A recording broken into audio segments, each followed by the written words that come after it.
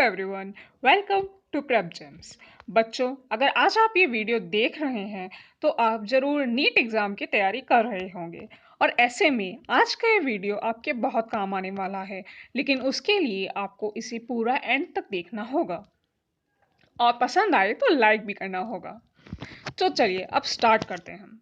आज हम बात करेंगे ऐसी स्ट्रेटेजी की जिससे हम नीट एग्ज़ाम में केमिस्ट्री के अंदर 175 प्लस स्कोर कर सकते हैं। हमारा टारगेट 175 प्लस है और ये कोई इम्पॉसिबल काम नहीं है, ये पॉसिबल है। इम्पॉसिबल को पॉसिबल आप करके दिखाएंगे। मेरी मदद से मैं आपकी पूरी मदद करूंगी इस स्ट्रेटजी को फॉलो करने में। अगर आप ध्यान दें तो 2019 की स्टैटिस्टिक्स के अकॉर्डिंग 2019 में जिन कैंडिडेट्स ने रजिस्टर किया था उनके नंबर था 15,19,375। लगभग 15,20,000 बच्चों ने 2019 में नीट एग्ज़ाम के लिए रजिस्टर्ड किया था और उनमें से सिर्फ 14,10,755 स्टूडेंट्स ने ये एग्ज़ाम दिया था और उसमें से जो पास हुए थे उनका नंबर था 7,97,042। ये 7,97,042 सब मिला के है, MBBS, BDS एक्सेट्रा एक्सेट्रा सब मिला के। अब जरा ध्यान दीजिए इस एग्जाम का पैटर्न क्या है। फिजिक्स में 45 क्वेश्चंस पूछे जाएंगे 180 मार्क्स के, केमिस्ट्री में भी 45 क्वेश्चंस पूछे जाएंगे और बायोलॉजी में पूछे जाएंगे 90 क्वेश्चंस। हमें केमिस्ट्री पर फोकस करना है। तो देखो, केमिस्ट्री में हमसे 45 क्वेश्चंस पूछे जाएंगे जो कि 180 मार्क्स हमें देंगे। तो बच्चों, एक क्वेश्चन तो टॉपर भी छोड़ के आता है, इसलिए मैंने आपका टारगेट बनाया है 175 प्लस। आपको 175 प्लस स्कोर करना है नीट के एग्जाम में केमिस्ट्री के अंदर। अब ये देखो, ये है टोटल स्टूडेंट्स जो इस एग्जाम में अपीयर होने वाले हैं। इनको मैंने 3 कैटेगरीज में डिवाइड किया गया है, 30, 30 एंड 40%। देखो, ये 30% वो स्टूडेंट्स हैं जिन्होंने नीट का फॉर्म तो भर दिया है लेकिन उनका नीट में कोई इंटरेस्ट नहीं है। वो या तो अपने पेरेंट्स के प्रेशर में या फिर ऐसे ही ट्राई करने के लिए ये फॉर्म भर दिया है। इनकी कोई प्रिपरेशन नहीं है, आपका कंपटीशन इनके साथ है ही नहीं, ये कंपटीशन से पहले ही बाहर हो चुके हैं। अब आते हैं ये नेक्स्ट 30%। ये नेक्स्ट 30% वो स्टूडेंट्स हैं जिनकी तैयारी काफ़ी अच्छी है, जिन्होंने लग कर तैयारी की है और उनको काफ़ी कॉन्फिडेंस है कि हाँ, हम ये एग्ज़ाम पास कर ही लेंगे। अब ये जो 40% स्टूडेंट्स हैं, ये है इस कैटेगरी में आप बिलोंग करते हैं, मतलब वो जिन्होंने इस एग्ज़ाम की तैयारी जस्ट स्टार्ट ही की है, जिन्होंने बोर्ड एग्ज़ाम्स दिए हैं और उनको थोड़ा बहुत आता है, उनको आइडिया है क्योंकि वो बोर्ड एग्ज़ाम्स देकर आए हैं और अब उन्हें एक नेक्स्ट लेवल पर जंप करना है। मीन्स अब उन्हें अपनी तैयारी को नीट के लेवल पर लेके जाना है। ओके, तो इसके लिए एक स्ट्रैटेजी आपको फॉलो करनी होगी, उस पर इम्प्लीमेंट करने के बाद ही आप 175 प्लस स्कोर कर। अब केमिस्ट्री के सिलेबस को मैंने 3 कैटेगरीज में डिवाइड किया है, कैटेगरी ए, कैटेगरी बी और category C. Okay, category A से हम 15 क्वेश्चंस कवर कर पाएंगे, कैटेगरी बी से 22 से 24 क्वेश्चंस कवर होंगे और कैटेगरी सी से लगभग 8 क्वेश्चंस कवर होंगे। कैटेगरी ए में मोस्ट इंपॉर्टेंट टॉपिक्स को इंक्लूड किया गया है जो हमें 15 क्वेश्चंस देंगे। इसमें आते हैं chemical bonding, GOC, electrochemistry, halo alkanes, aldehydes and ketones. अब केमिस्ट्री बी में भी काफ़ी इंपॉर्टेंट टॉपिक्स हैं जो कि लगभग 22 टू 24 क्वेश्चंस कवर करेंगे। इसमें है atomic structure, ionic equilibrium, biomolecules and polymers, coordination chemistry, P block, D block, alcohols and ethers, chemistry in everyday life, hydrocarbons, thermodynamics and amines. अब देखो, कैटेगरी सी ये वो कैटेगरी है जैसे हम सबसे लास्ट में पढ़ेंगे। इसमें से लगभग 8 क्वेश्चंस कवर होते हैं। ज़रूरी नहीं है इसमें कैटेगरी सी से हर टॉपिक पर क्वेश्चंस आए, लेकिन कभी आते हैं कभी नहीं आते।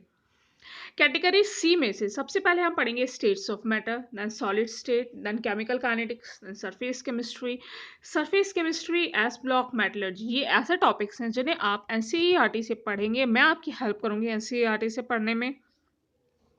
उसके बाद आप क्वेश्चंस लगाएंगे, previous years questions, OP Tandon के क्वेश्चंस और मॉक टेस्ट देंगे। अब देखो, इसके बाद मेटलर्जी के बाद है solutions, redox reactions, isomerism, nomenclature. इस तरह से सारा सिलेबस 3 कैटेगरीज में डिवाइड हो गया। देखो बच्चों, हमें सबसे पहले प्रायोरिटी पता होनी चाहिए कि हमें पढ़ना किस ऑर्डर में है, हमें सिलेबस को किस ऑर्डर में कवर करना है। हमारी प्रायोरिटी पहले ए कैटेगरी को पूरा करने की होगी, फिर हम बी कैटेगरी को पूरा करेंगे, उसके बाद सबसे लास्ट में हम सी कैटेगरी के टॉपिक्स को कवर करेंगे। तो अभी हम पढ़ रहे हैं केमिकल काइनेटिक्स।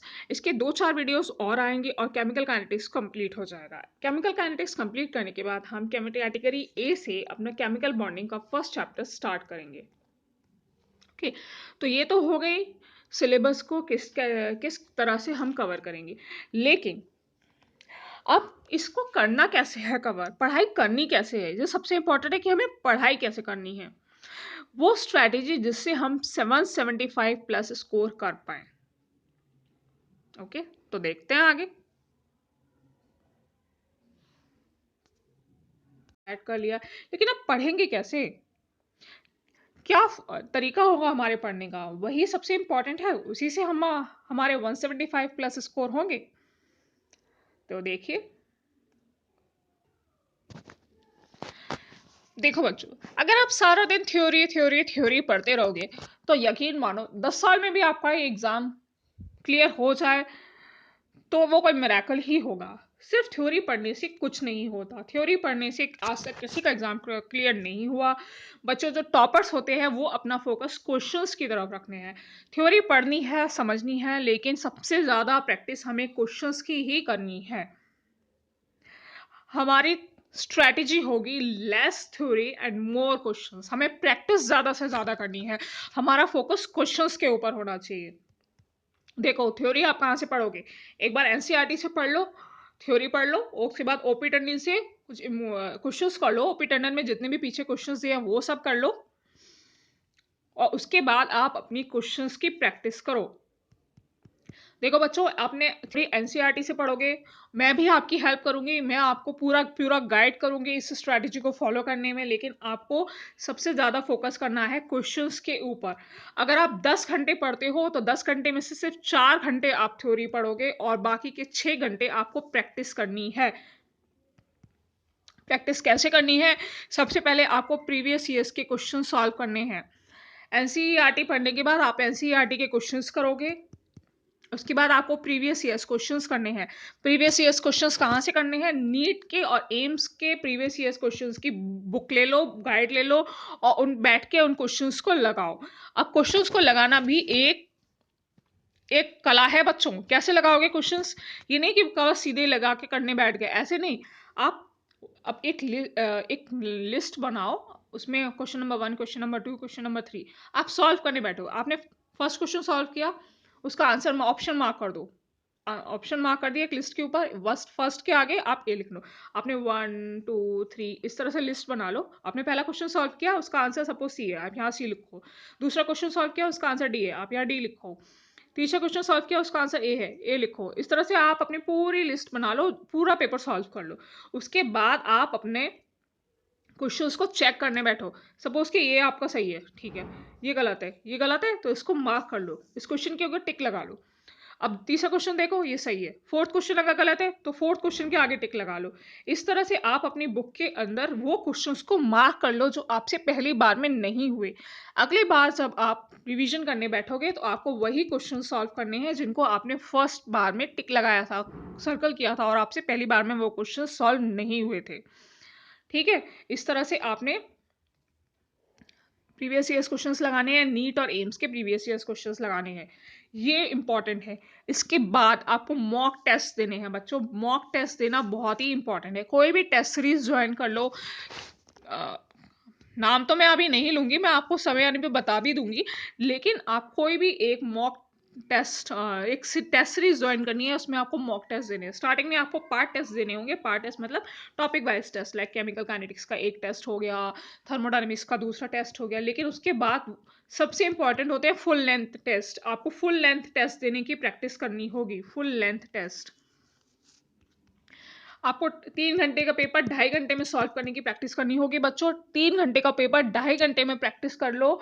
आपको 3 घंटे का पेपर 2.5 घंटे में कंप्लीट करके बंद कर देना है। यहाँ पर जब 2.5 घंटे में करोगे तब एग्जाम में बैठ के 3 घंटे में आप उस पेपर को कवर कर पाओगे। ओके, तो हमारी स्ट्रेटजी क्या होगी? सबसे पहले हमें अपने टॉपिक्स को category A, category B, category C में डिवाइड करना है। कैटेगरी ए, कैटेगरी बी और कैटेगरी सी। इसी सबसे पहले मैं आपको कैटेगरी ए के टॉपिक्स कवर कराऊंगी। उनको कवर करने के बाद, सबसे पहले हर टॉपिक को कवर करने के बाद आपको एनसीईआरटी के क्वेश्चंस करने हैं, ओपी टंडन के क्वेश्चंस करने हैं, फिर प्रीवियस ईयर्स क्वेश्चंस में नीट और एम्स के क्वेश्चन सॉल्व करने हैं, और लास्ट में आपको टेस्ट देने हैं। टेस्ट ज़रूर दीजिएगा। टेस्ट जब तक आप नहीं दोगे आपको अपनी औकात पता नहीं चलेगी। अपनी औकात पता चलना बहुत ज़रूरी है, तभी आप खुद को संभाल पाओगे।